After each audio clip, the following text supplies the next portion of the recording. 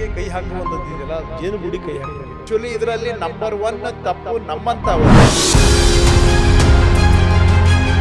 ಈಗಾಗಲೇ ಮನೆಗಳು ಕಟ್ಕೊಂಡ್ಬಿಟ್ಟಿದ್ದಾರೆ ಸರ್. ಹೌದು, ಅಲ್ಲೆಲ್ಲ ಬಡಾವಣೆಗಳು ಬೆಳೆದು ಬಿಟ್ಟಿವೆ. ಅವುಗಳನ್ನು ಹೆಂಗೆ ಸರಿ ಮಾಡ್ತೀರಿ? ಅವೆಲ್ಲ ಇಲ್ಲೀಗಲ್. ಅವಕ್ಕೆ ಆಕ್ಚುಲಿ ಖಾತೆ ಕೊಡಕ್ಕೆ ಬರೋದಿಲ್ಲ, ಖಾತೆ ಕೊಡ್ಲಿಕ್ಕೆ ಬರೋದಿಲ್ಲ. ಆದರೆ ಇವಕ್ಕೆ ಒಂದು ಬಿ ಖಾತಾ ಅಂತ ಕ್ರಿಯೇಟ್ ಮಾಡಿ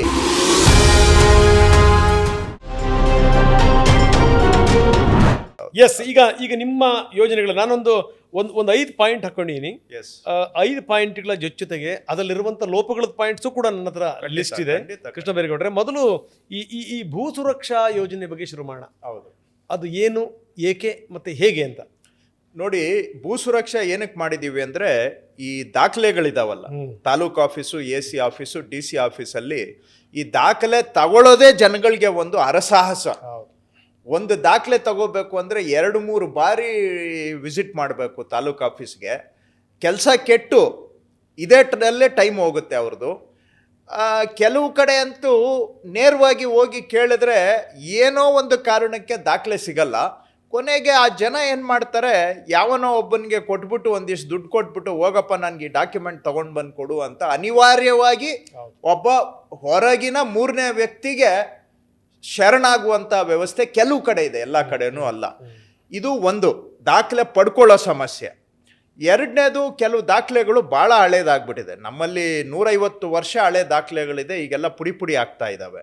ಮೂರನೇದು, ಈ ದಾಖಲೆಗಳನ್ನ ತಿದ್ದೋದು, ನಕಲಿ ಮಾಡೋದು, ಇವೆಲ್ಲನೂ ಕೂಡ ಕೆಲವು ಕಡೆ ವ್ಯಾಪಕವಾಗಿ ನಡೆದೋಗಿದೆ. ಸೊ ಈ ಎಲ್ಲ ಸಮಸ್ಯೆಗಳಿಗೆ ಪರಿಹಾರ ಆಡಬೇಕು ಅಂತೇಳಿ ಭೂ ಸುರಕ್ಷಾ ತಂದಿರೋದು. ಭೂ ಸುರಕ್ಷಾದಲ್ಲಿ ಏನು ಮಾಡ್ತಾ ಇದ್ದೀವಿ, ಎಲ್ಲ ಮೂಲ ದಾಖಲೆಗಳನ್ನು ಒನ್ ಟೈಮ್ ನಾವೀಗ ಸ್ಕ್ಯಾನಿಂಗ್ ಮಾಡ್ತಾ ಇದ್ದೇವೆ. ಸ್ಕ್ಯಾನ್ ಮಾಡಿ ಡಿಜಿಟೈಸ್ ಮಾಡ್ತಾ ಇದ್ದೇವೆ. ಇಲ್ಲಿವರೆಗೂ ಒಂದು 73 ಕೋಟಿ ಪುಟಗಳನ್ನು ಸ್ಕ್ಯಾನಿಂಗ್ ಮಾಡಿದ್ದೇವೆ ಕಳೆದ 1.25 ವರ್ಷ. ಪುಟಗಳು, ಹೌದು, 73 ಕೋಟಿ ಪುಟ. ಮುಗಿಯೋಷ್ಟೊತ್ತಿಗೆ 110 ಕೋಟಿ ಆಗುತ್ತೆ. 110 ಕೋಟಿ ಪುಟಗಳನ್ನು ಸ್ಕ್ಯಾನಿಂಗ್ ಮಾಡೋ ಟಾರ್ಗೆಟು 73 ಮುಗಿಸಿದ್ದೇವೆ. ಯಾವ ಹಂತಕ್ಕೆ ಬಂದಿದೆ ಈಗ? ಅದೇ 70% ಹತ್ತತ್ರ ಮಾಡಿದ್ದೀವಿ. 103 ತಾಲೂಕು ಕಂಪ್ಲೀಟ್ ಮಾಡಿದ್ದೇವೆ. 103 ತಾಲೂಕು 100% ಕಂಪ್ಲೀಟ್ ಮಾಡಿದ್ದೇವೆ. ಇನ್ನ 137 ತಾಲೂಕಿದೆ, ಬಟ್ ಅವು ಕೂಡ 70% ಆಗಿದ್ದಾವೆ.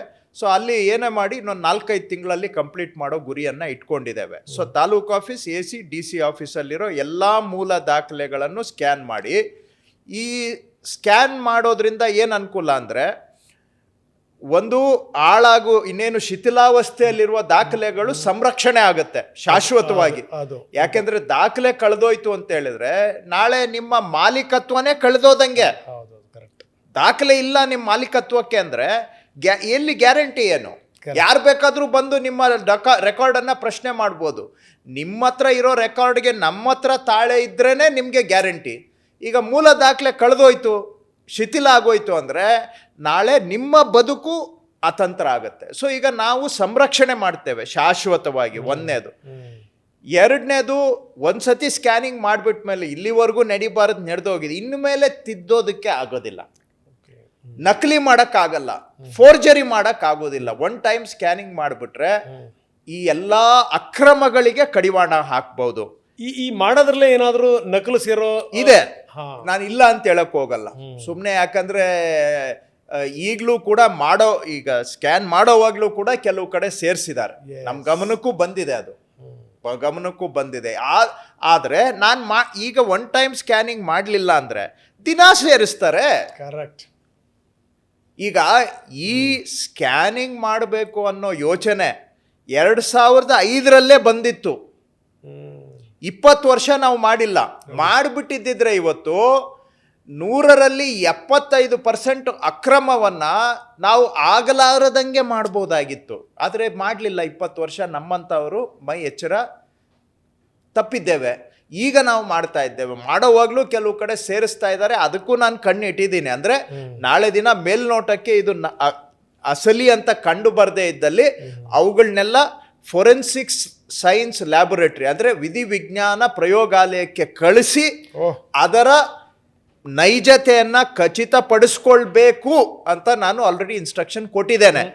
ಇಲ್ಲೂ ಕಣ್ತಪ್ಪೋ ಸಾಧ್ಯತೆಗಳು ಇರ್ತವೆ, ಇಲ್ಲ ಅಂತಲ್ಲ. ಯಾಕಂದ್ರೆ ನಕಲಿ ಕ್ರಿಯೇಟ್ ಮಾಡೋರು ಕೂಡ ಪರ್ಫೆಕ್ಟ್ ಆಗಿ ಕ್ರಿಯೇಟ್ ಮಾಡೋ ಸಾಧ್ಯತೆಗಳು ಇದಾವೆ.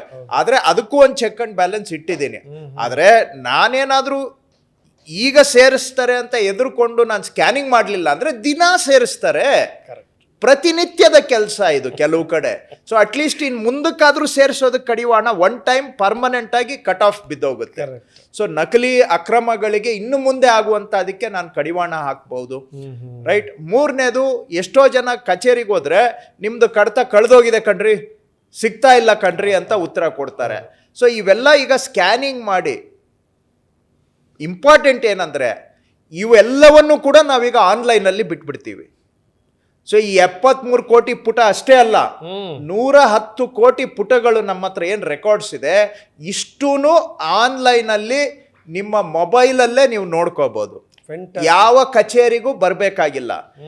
ನೀವು ಎಲ್ಲಿದ್ದೀರಾ, ಯಾವ ಟೈಮಲ್ಲಿ ಬೇಕಾದರೂ, ಎನಿ ಟೈಮ್ ಎನಿವೇರ್, ಎಲ್ಲ ದಾಖಲೆಗಳು ನಿಮ್ಮ ಬೆರಳ ತುದಿಯಲ್ಲಿ.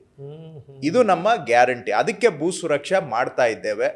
ಇದರಿಂದ ಜನ ಅನಗತ್ಯವಾಗಿ ನಮ್ಮ ಕಚೇರಿಗಳಿಗೆ ಅಲಿಯೋದು ತಪ್ಪುತ್ತೆ.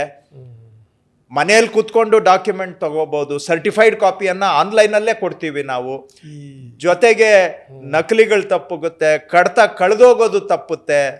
ನಿಮ್ಮ ಮಾಲೀಕತ್ವಕ್ಕೆ ಇದರಿಂದ ಒಂದು ಗ್ಯಾರಂಟಿ ಬರುತ್ತೆ. ಸರ್, ATD ಎನ್ಬೋದನ್ನ ಇದನ್ನ ATM ತರ any time documents, any time delivery. ಈಗೇನಾಗಿದೆ, ಆಫೀಸ್ ಅವರ್ಸ್ ಅಲ್ಲಿ ಬಂದರೂ ನಿಮ್ಗೆ ಸಿಗಲ್ಲ. ಯಾಕಂದ್ರೆ ನಮ್ಮ ಸಿಬ್ಬಂದಿ ಅಲ್ಲಿರೋದಿಲ್ಲ. ಇದ್ರೆ ಇನ್ನೊಂದು ವಾರ ಬಿಟ್ಕೊಂಡ್ ಬಾ, ಹುಡುಕ್ ನೋಡ್ತೀನಿ ಅಂತ ಹೇಳ್ತಾರೆ. ಇನ್ನು ಮುಂದೆ ಆಗಲ್ಲ. ಎನಿ ಟೈಮ್, ನೀವು ಹೇಳ್ದಂಗೆ ಎನಿ ಟೈಮ್ ಎನಿವೇರ್. ಸೊ ನಾನು ಮೊದಲು ನಿಮ್ಮ ಯೋಜನೆಗಳ ಬಗ್ಗೆ ಮಾತಾಡ, ಆಮೇಲೆ ಲೋಪಗಳ ಬಗ್ಗೆ ಬರ್ತೀನಿ ನಾನು. ಈಗ ಭೂ ಸುರಕ್ಷಾ ಯೋಜನೆ ವಂಡರ್ಫುಲ್. ನಿಜಕ್ಕೂ ಏನಂದ್ರೆ ಈಗ ಮಾಡ್ಲಿಲ್ಲ ಅಂತಂದ್ರೆ ಮುಂದೆ ಮಾಡ್ಲಿಕ್ಕೆ ಸಾಧ್ಯ ಇಲ್ಲ ಬಿಡಿ.